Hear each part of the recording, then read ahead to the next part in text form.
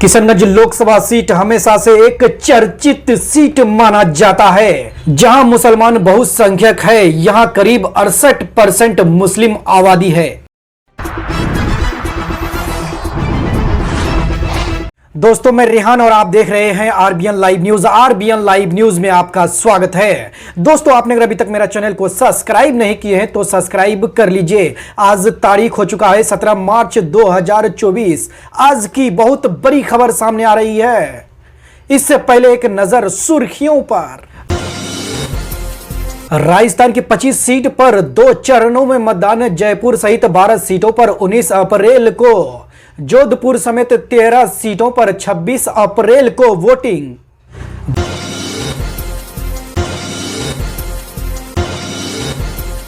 सुपौल से बड़ी खबर सामने आ रही है। नीरज कुमार बबलू के मंत्री बनने पर समर्थकों में खुशी। सुपौल में जुलूस निकालकर बांटी मिठाइयां, जमकर की आतिशबाजी। दरभंगा से दिल दहलाने वाली खबर सामने आ रही है। आग से झुलसी महिला की इलाज के दौरान हुई मौत। दिल्ली से सब पहुंचते ही परिजनों में मची चीख पुकार। अलाव तापने के दौरान हुआ था हादसा। किशनगंज से ठगी की बड़ी घटना सामने आ रही है। पैसा लेकर एडमिशन नहीं करने पर छात्रों में आक्रोश। टायर जलाकर देवी चौक सोनपुर मुख्य मार्ग को किया जाम। बोले ऑनलाइन नामांकन के नाम पर ठगे गए रुपये। भारत के किशनगंज में 68% मुस्लिम वोटर्स। 2019 में सिर्फ किशनगंज गवाई थी एनडीए। मोदी लहर में भी कांग्रेस जीती यहां से। अब एआईएमआईएम भी है मजबूत। पटना से बड़ी खबर सामने आ रही है। पशुपति पारस की चेतावनी, हाजीपुर से ही चुनाव लड़ूंगा। मां गठबंधन में उचित सम्मान नहीं दिया तो हम कहीं भी जाने को हैं तैयार। लोकसभा चुनाव 46 दिन में 7 फेज पर होंगे चुनाव। पहली वोटिंग 19 अप्रैल को, आखिरी 1 जून को। नतीजे आएंगे 4 मार्च को। आचार संहिता लागू। झारखंड में 4 चरणों में चुनाव। चौथे फेज से वोटिंग। रांची, जमशेदपुर में 25 मई को मतदान। गंडिया उपचुनाव में 5वें चरण में डाले जाएंगे वोट। महागठबंधन में ऊपर से शांति अंदर चल रही है। भूचाल माले ने 8 सीट पर ठोका दावा। पाटलिपुत्र से संदीप सौरभ दावेदार। लालू यहां से हार चुके हैं चुनाव। अब आज की बड़ी खबरों की ओर बढ़ते हैं विस्तार से।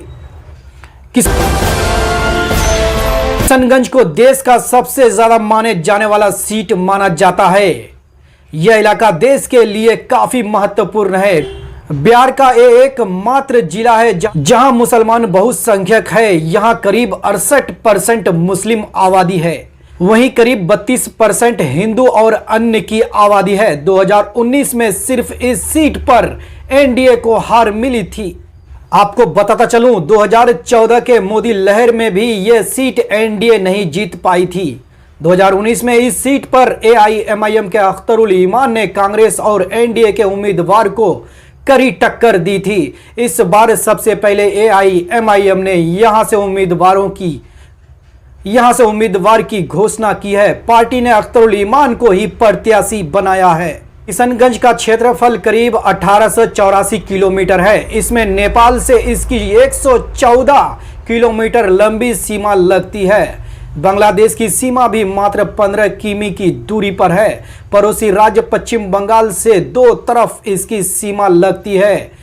यही वजह है कि यह इलाका देश के लिए महत्वपूर्ण है और इसे चिकन नेक भी कहा जाता है।